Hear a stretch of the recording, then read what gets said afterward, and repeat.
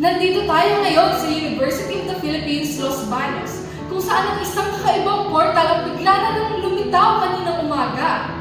Ayon sa mga saksi, ito raw ay parang galing sa sci-fi movie. Pero mga kababayan, hindi po ito CGI. Totoo po ito!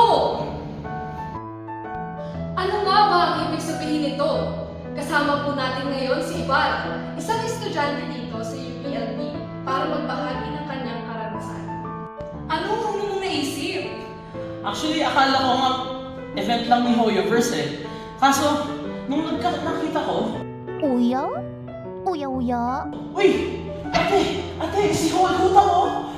Hutang ako ng Primo Gems!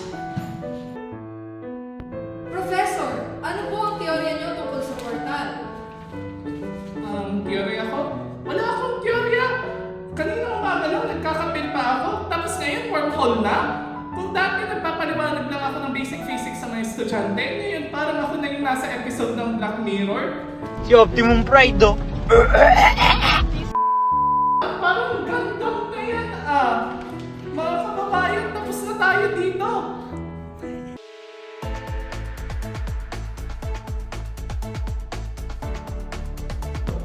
Isang kakaibang bagyo ang biglang pumasok sa Philippine Area of Responsibility.